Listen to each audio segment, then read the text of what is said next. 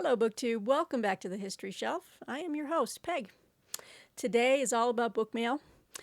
We have some great new books that have come in from different publishers over the last week or two. I'd say a couple weeks. I try to save these up in batches for you guys. Mixture, we got history, religious history. I'm going to make a couple of different videos, so these aren't so long to upload these videos. And we'll just see if you guys like maybe 30-minute tops, video. Maybe I can even do a 20-minute. But anyway, book mail. Let me just talk to you for a second about a brand new book that I don't even remember how I found out about this book. But I nearly lost my mind when I heard about it. So I'll give you some backstory. Civil War history. Let me just lay that out for you right now so I keep those Civil War fans interested. Back when I was a young girl, my mom at the time was married to a man who I realized through his parents had a fairly illustrious lineage related to some very high-ranking names in Pennsylvania history, such as the Curtins, if you know the Curtins, not Curtain, but Curtin. You had governors, Governor Curtin. You had all these folks. You had the Curtins, and then they were also a fairly famous another name. But anyway, I'm spacing on the other one. But I found out because at the time I was really getting into Civil War history and diving into stuff. So I, at a very young age, was probably 12, 13, and I was trying to find out more about this ancestor. Well, it turns out that my ex-stepfather was distantly related to I think he's very famous because every time I see his name in the annals of Union cavalry history, I get all excited. But he was related to David Gregg, Pennsylvania cavalryman. Now, this, for the longest time, up until I received this new book, which I requested for review because I've done a lot of research on my own, this is the only book I could find about this man. Even though you'll see his name in the same sentences as like Buford, Wilson, Custer, there's not a lot of individual books dedicated to Brigadier General David M. Gregg. McMurtry. No, McMurdy. Is it McMurdy or McMurtry? I think it's McMurtry. His middle name was McMurtry. So that was another big name. McMurtry. So I don't even know how I got my hands on this book, but I've had it forever. And that's all I ever had about good old, here he is. Look at this guy. That was when he was Brevet Major General David McMurtry Gregg. So you'll see him in the annals as David M. Gregg most of the time. And I just was like so tickled, like, wow, I'm not blood related, but tangentially, I guess, at the time. Well, here comes Potomac Books with a nice, stout, brand new biography. Look at this. I'm so excited, you guys. I can't wait to cover this on this channel. Unsung Hero of Gettysburg. The Story of Union General David McMurtry Gregg by Edward G. Longacre. And many of you will notice Longacre's name. He is a very prominent Civil War historian. So not only is he getting a long overdue biography, but by one of the great names in the field. So, I was so excited to hear about this book. So let me just give you a quick synopsis here. So General David McMurtry Gregg was one of the ablest and most successful commanders of cavalry in any Civil War army. Pennsylvania-born, West Point educated, and deeply experienced in cavalry operations prior to the conflict, his career personified that of the typical cavalry officer in the mid-19th century American Army. Gregg achieved distinction on many battlefields, including those during the Peninsula, Chancellorsville, Gettysburg, Bristow, Overland, and Petersburg campaigns, ultimately gaining the rank of Brevet Major General as leader of the 2nd Division Cavalry Corps, Army of the Potomac. The highlight of his service occurred on July 3rd, 1863, in the climactic third day at Gettysburg, when he led his own command, as well as the brigade of Brigadier General George Armstrong Custer, in repulsing an attempt by thousands of Confederate cavalry under the legendary Jeb Stuart in attacking the right flank in rear of the Union Army while Pickett's charge struck its front and center. I love this guy. And he is an unsung hero, and I'm so happy that he's getting his due here. Historians credit Gregg with helping preserve the security of his army at a critical point, making Union victory inevitable. Unlike glory hunters such as Custer and Stuart, Gregg was a quietly competent veteran who never promoted himself or sought personal recognition for his service. Rarely has a military commander of such distinction been denied a biographer's tribute. Gregg's time is long overdue. And I heartily agree. I am so happy. I just don't know why a biography has not been written about this man. You know, it's because he was a quiet man. He wasn't self-seeking for promotions and glory. He was just one of those rare men that just does his duty, does it well, and doesn't, seek a lot of attention. And here comes Edward Longacre to write the biography. So you guys, I'm so tickled. So now, at least there's 2 books. And this first one was written, oh gosh, way back in the day. I don't even think I can find I can't even find the date it was printed here. If I did, I'll probably the 60s, I'm guessing 50s or 60s. But look at this. Potomac Books, you guys.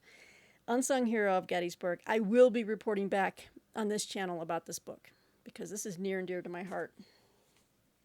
So thank you, Potomac Books. More to come on that book. All right.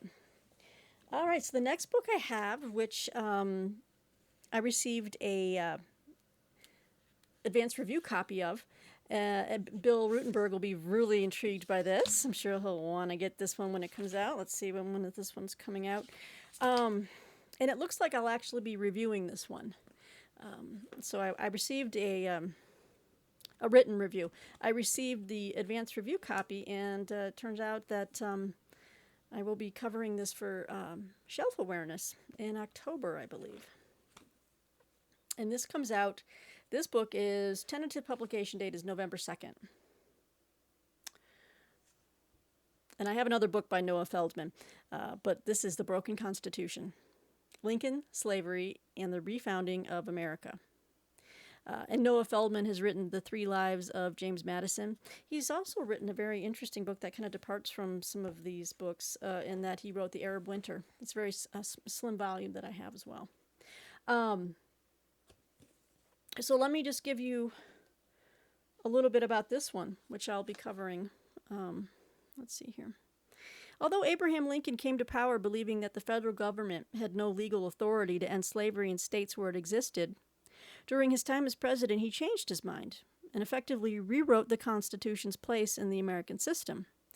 The image of Lincoln as a brilliant mind and one of our country's greatest leaders is cemented in our national consciousness, but constitutional scholar and public intellectual Noah Feldman goes further to paint a portrait of the man as one of the most influential constitutional thinkers in our history, and the most influential of all when it came to a constitution in crisis. I think Bill's really going to like this angle. In his new book, The Broken Constitution, Feldman tells Lincoln's story, beginning with his birth in the slave state of Kentucky and his formative years spent in the free states of Indiana and Illinois, in tandem with the story of the Constitution, originally drafted as a compromise to the slave states. And there's much more here. Let's see how much more I can read for you.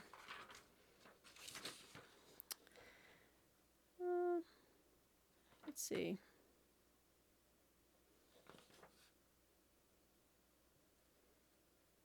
Feldman argues that now is the right time to acknowledge the original Constitution as a failed enterprise and understand that the current document was repaired and transformed by a civil war and the efforts of one of our country's greatest minds. Okay, I might agree with that.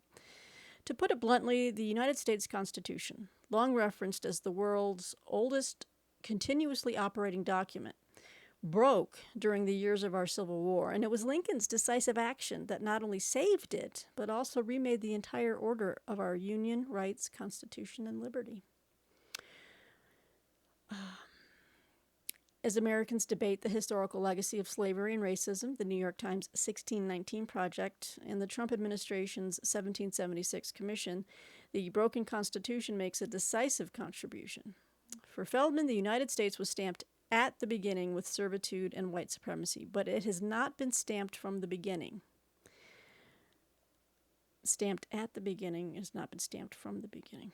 Lincoln, in tandem with black and white allies, did effect a fundamental transformation, even if his legacy would be undermined and unheeded for many years. The broken Constitution completes Feldman's multi-century journey through the history of the Constitution. Interesting. I didn't know that it was a concluding volume. Yeah. Because it says, while his book Scorpions investigated the career of the Constitution in FDR's 20th century, and his biography of James Madison explored the Constitution's origins in the 18th century, this new book reveals the Constitution's decisive remaking in the 19th. Oh, all right. So, the broken Constitution, you guys. And again, it's supposed to be coming out. It's just a advanced reader copy, but this is supposed to be coming out November 2nd. Which means I need to start reading it probably in the next 2 weeks here, because I have to turn that in a month before it publishes. Yeah. Thank you. So, and also, sorry, the publishers, Farrar, Straus, and Giroux, one of my favorites.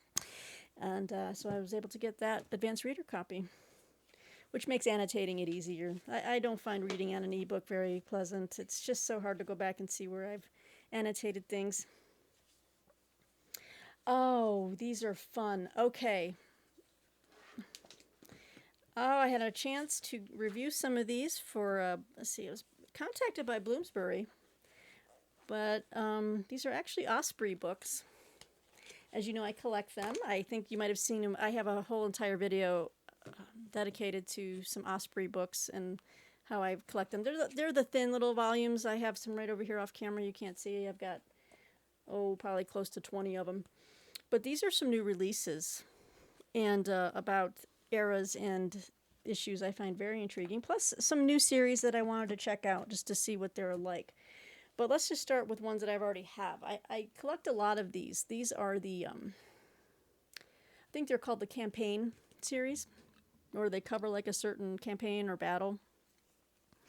But this is a new release. This is Dien Bien Phu. I mean, I know of this battle. I can never pronounce it. Dien Bien Phu. 1954, the French defeat that lured America into Vietnam, by Martin Windrow. And of course, I love the illustrations and all of these. Yes, this is part of their campaign series. You'll notice that they kind of mark these. Let me see if I can pull back. There's this campaign 366. They're all numbered. So, in late 1953, in case you're not aware of this battle, during the 7th year of France's war against the Viet Minh insurgency in its colony of Vietnam, the commander-in-chief, General Navarre, decided to plant an air-ground base at Dien Bien Phu in the Thai highlands to distract General Giap's Vietnamese People's Army from the French heartland of the Red River Delta and to protect the Laotian border. Elite French paratroopers captured Dien Bien Phu, which was then reinforced between December 53 and February 54 with infantry and artillery, a squadron of tanks, and one of fighter bombers to a strength of 10,000 men. Giap and the VPA General Staff accepted the challenge of a major positional battle. Through a total mobilization of national resources and aided by Chinese logistical help, they assembled a siege army of 58,000 regular troops equipped for the first time with 105 millimeter artillery and 37 millimeter AA guns. That's anti-aircraft. In this superbly illustrated volume, Martin Windrow documents the dramatic 56-day Stalingrad in the jungle siege that drew the attention of the world.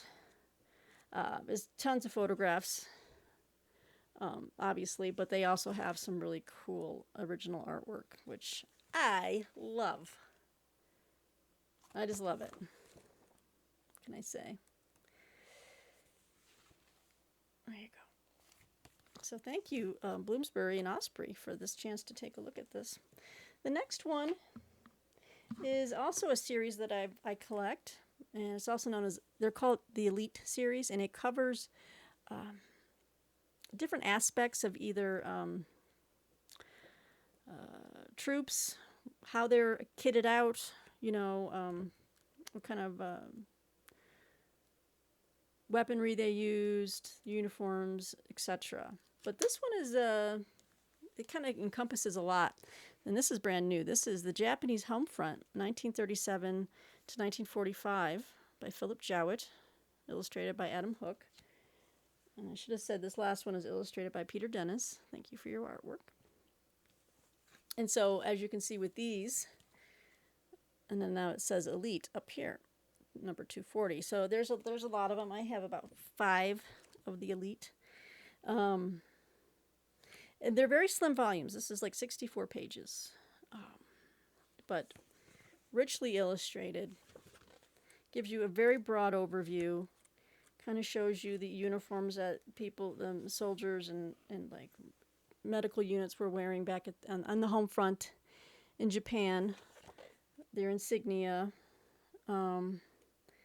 Talks about the transportation system, but it gives you illustrations and all this kind of stuff. So it says here, from the beginning of the Second Sino-Japanese War, 1937, until the Japanese surrender in August 1945, a multitude of military and civil defense forces strove to support the Japanese war effort and latterly prepared to defend the home islands against invasion. During World War II, Japan was the world's most militarized society, and by 1945, nearly every Japanese male over the age of 10 wore some kind of military attire, as did the majority of women and girls. In this volume, Philip Jowett reveals the many military and civil defense organizations active in wartime Japan, while specially commissioned artwork and carefully chosen archive photographs depict the appearance of the men, women, and children involved in the Japanese war effort in the home islands throughout World War II. So, another outstanding edition. All right, so now we're going to move on to two series that Osprey puts out that I have not had a chance to dip my toes into, and I'm really excited for this opportunity. So they have a series called Duel, and that just sounds like hella fun. And this is called German Heavy Cruisers versus Royal Navy Heavy Cruisers, 1939 to 1942. This one is by Mark Lardis. Small volume. And this series is called Osprey Duel, Engage the Enemy. So this series, I'll give you the overview of what encompasses that. This is the account of machines of war pitted against each other and the combatants who operated them. Step onto the battlefield and immerse yourself in the experience of real historic combat. All right. So this one is about 80 pages, so a little bit bigger than the other ones. You could just read this in a sitting, but they're awesome. Let's see here. This one says, the opposing heavy cruisers of the German Kriegsmarine and the Royal Navy engaged in a global game of cat and mouse during the opening years of World War II. This was a period in which the heavy cruiser still reigned supreme in open waters, with the opposing sides reluctant to risk their battleships and aircraft yet to dominate the seas. These swift vessels fought each other in the South Atlantic, North Atlantic, the frigid waters of the Denmark Strait, and the Arctic approaches to Russia, capturing the public imagination in the process. This fascinating and beautifully illustrated book examines the design, development, and technical performance of the Deutschland-class Panzerschiff and Admiral Hipper-class cruisers, and the Royal Navy County and York-class heavy cruisers, and also assesses the impact of the key clashes between these opposing warships at the Battle of the River Plate in December 1939, the Christmas Day Battle 1940, and the Battle of the Denmark Strait in May 1941. And you know who else loves these? Looking at you, Ben, at the History Fella. I'm also going to link Ben's channel below. If you love military history and you love what Casemate and Osprey, Pen and Sword, and Helion and all those guys put out, Check out Ben's channel, The History Fellow. He is fantastic. I watch every one of his videos. We have very similar interests when it comes to military history. And so I'm not sure, Ben, if you have any of these, if you collect these as well, but this is the Duel, number 113. So thank you again to Bloomsbury and Osprey for this review copy here. So the next series that they also put out, they put out a lot of different series, like I said, but this one's called Raid. So we had Duel, Raid, Campaign, and Elite, right? And I have not had a chance to check out their Raid series. So this is going to be my first one, and this one's going to be on Big Guns in the Atlantic. Germany's battleships and cruisers raid the convoys, 1939 to 1941. This is by Angus Constam. Another 80-page. And it's Raid. I think Raid is a fairly new one because we're only up to Raid number 55. Wow, there we go. It's kind of cool. Yeah, and again, just to just give you a description about what the Raid series is, it just says detailed, authoritative analysis of the greatest raids in military history. All right. So this one, let's read about this. The Kriegsmarine's first salvos of the Battle of the Atlantic were not fired by U-boats, but by the heavy cruisers and battleships that were the pride of Hitler's new navy. The early sorties by the cruiser Deutschland and the battleships Scharnhorst and Gneisenau met with mixed results, but showed the potential of surface raids. By mid-1940, the conquest of France, Denmark, and Norway had changed the strategic situation. The Atlantic was now suddenly far easier to reach and to escape from. By the end of 1940, with British mercantile losses mounting, more ambitious plans were developed. The climax was Operation Berlin, the Kriegsmarine's largest and most wide-ranging North Atlantic sortie so far. The battleships Scharnhorst and Gneisenau remained at sea for 2 months, destroying 22 Allied merchant ships and severely disrupting Britain's lifeline convoys. Operation Berlin was successful enough that Admiral Lütjens was ordered to repeat his success with the brand new battleship Bismarck. With spectacular new artwork, this fascinating book details the Kriegsmarine's early Atlantic raids, which led directly to the ill-fated Bismarck's only voyage. So this also includes first-hand accounts. Nice big maps of the convoy line there. Of course, tons of, and there's some nice original artwork. These are just things you would love to read and collect because they just have a little bit of everything, you know.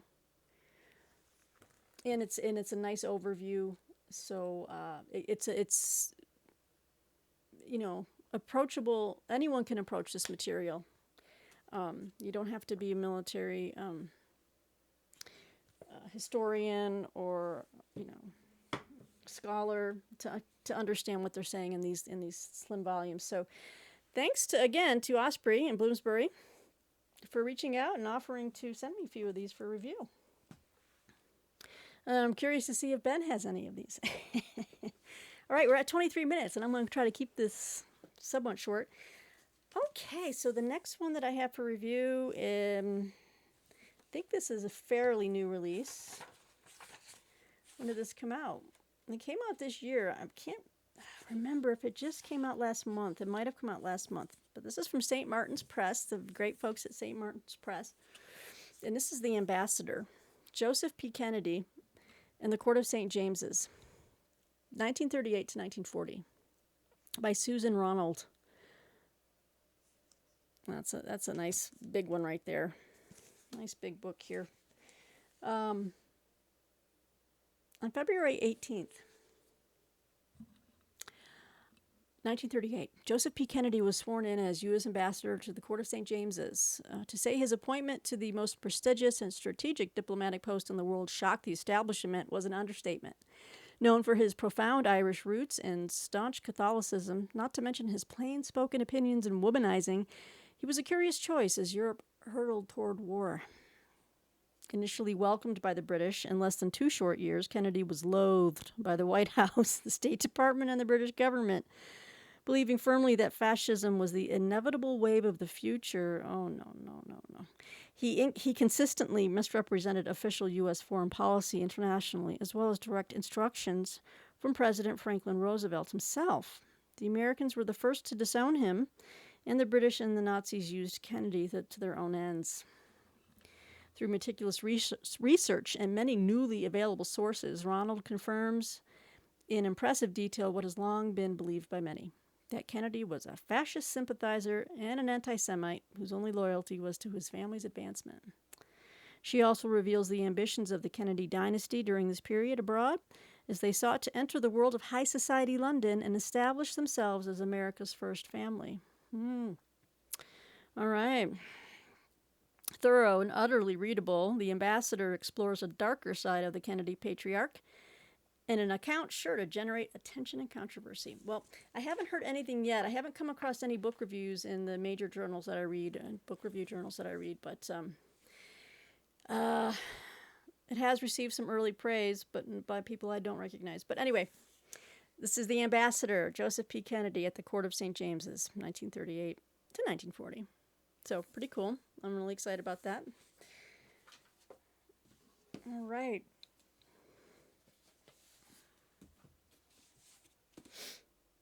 Oh, and I received this book from University of North Carolina Press, and I'm so thrilled because I love this author's work, another Civil War historian. I'm trying to tell you what else she wrote here, but just another great book. There's a lot of good Civil War books coming out. Civil War era books, biographies. I'm halfway through a new biography on Salmon P. Chase right now by Walter Starr, who seems to be kind of working his way through doing biographies on Lincoln's cabinet. He's done one on Seward. He's done one on Stanton, Edwin Stanton. He's done Secretary of State Seward, Secretary of War Stanton, and this one coming out in November is Secretary of the Treasury, Salmon P. Chase. So anyway, lots of new books coming out, and I do want to read Alan Gelzo's brand new biography coming out soon on Robert E. Lee. Don't ask me why. I've read a couple of Lee biographies. I really loved Reading the Man by Elizabeth Pryor Brown. That's probably my favorite one so far, but I love Gelzo's work, so we'll see what he does with it. But this is a new book from the University of North Carolina Press by Carolyn E. Janney. And I'm sure some of you recognize her name, but I really like her work. And this is Ends of War, The Unfinished Fight of Lee's Army After Appomattox. Brand new book from the University of North Carolina Press. They put out a lot of great Civil War history. The Army of Northern Virginia's chaotic dispersal began even before Lee and Grant met at Appomattox Courthouse. As the Confederates had pushed west at a relentless pace for nearly a week, thousands of wounded and exhausted men fell out of the ranks. When word spread that Lee planned to surrender, most remaining troops stacked their arms and accepted payrolls. I actually probably wish they had.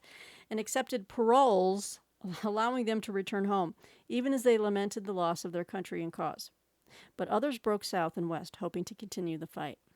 Fearing a guerrilla war, Grant extended the generous Appomattox terms to every rebel who would surrender himself. Provost marshals fanned out across Virginia and beyond, seeking nearly 18,000 of Lee's men who had yet to surrender. But the shock of Lincoln's assassination led Northern authorities to see threats of new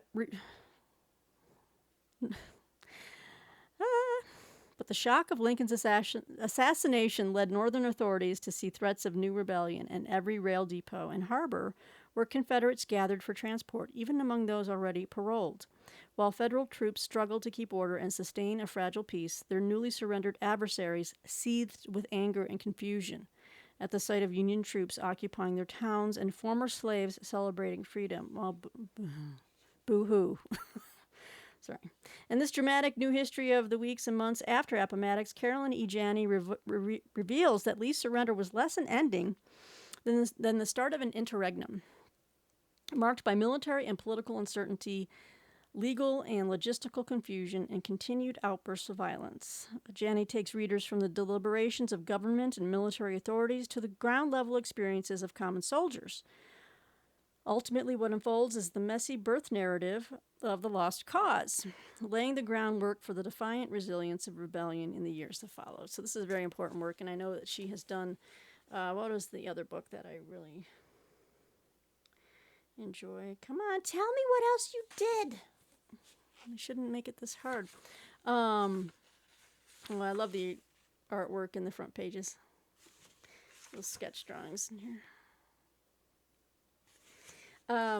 Here we go. Let me sign. Oh, this is beautiful. Well, there's the figures and maps. Carolyn E. Janney, I know you've written some other books, and I need you to tell me. Okay, anyway, check her out.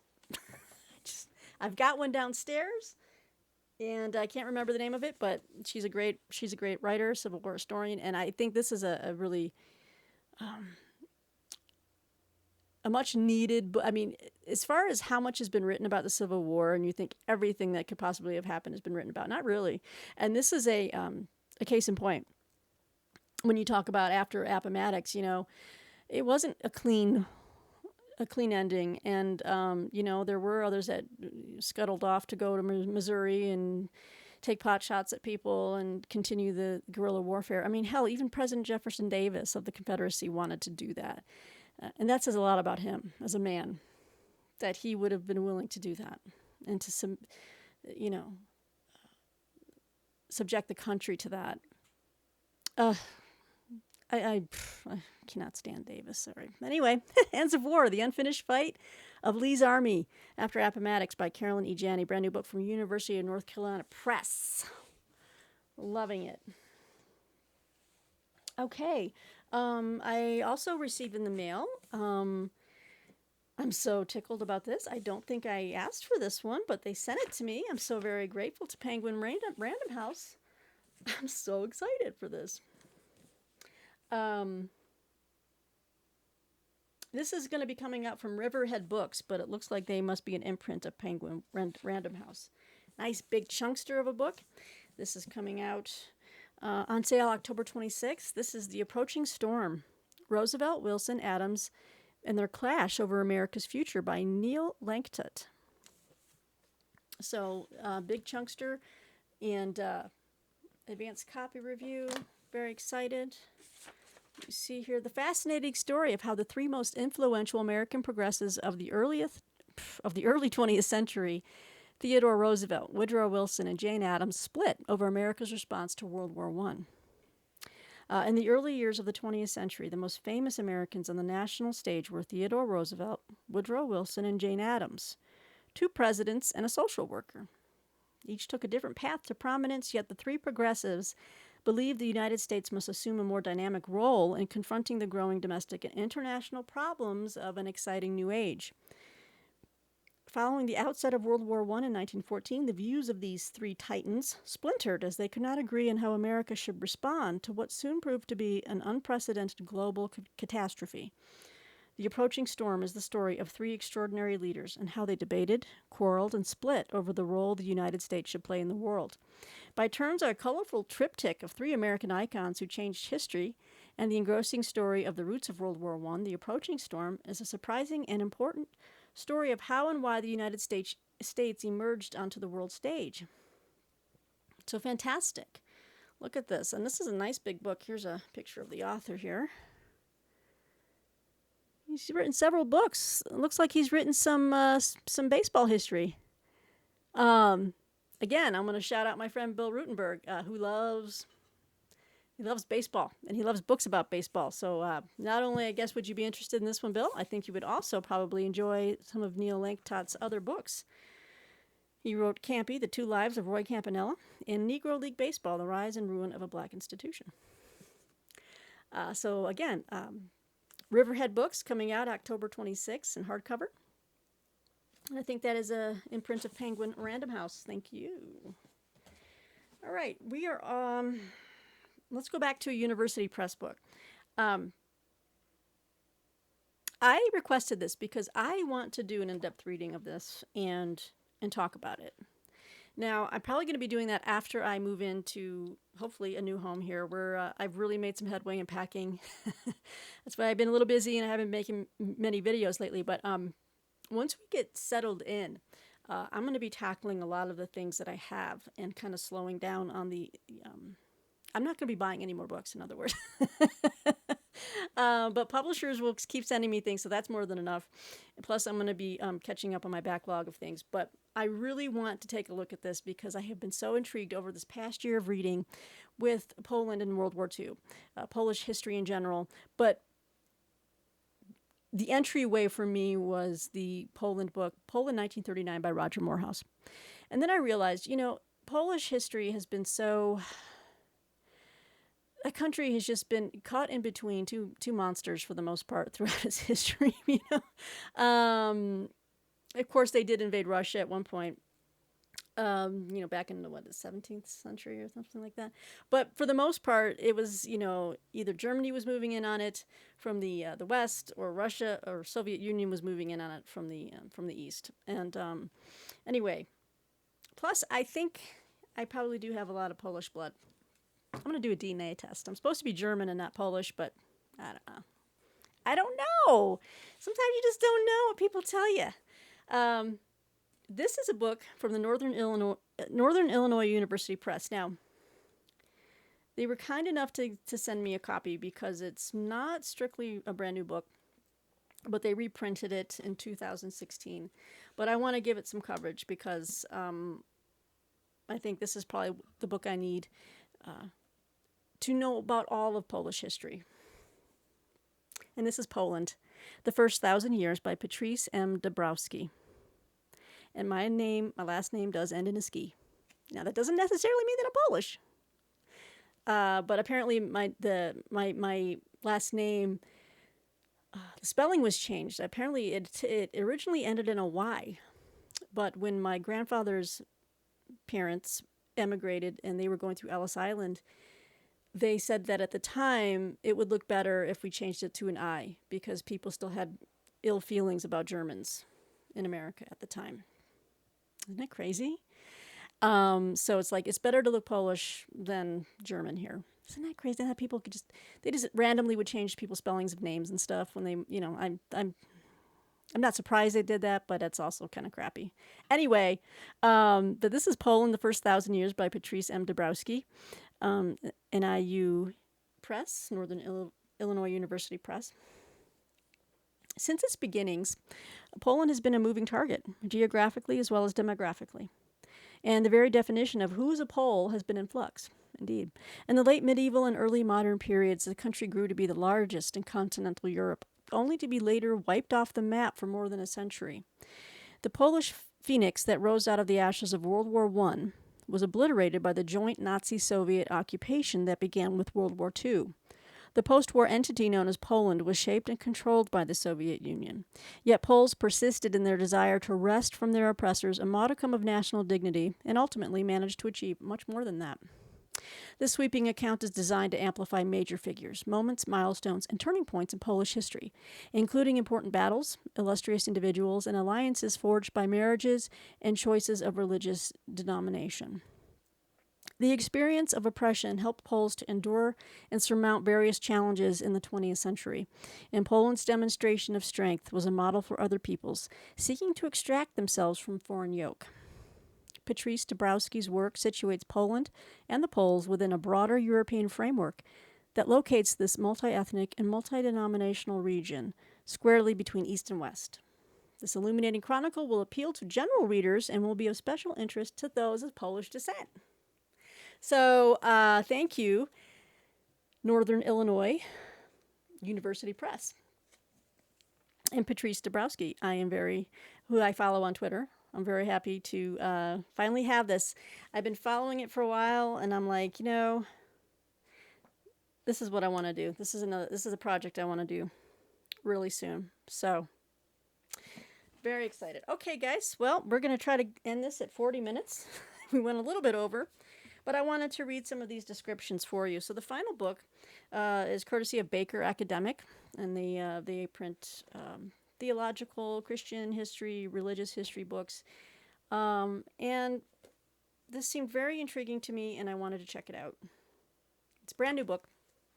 This is Early North African Christianity, Turning Points in the Development of the Church by David L. Eastman.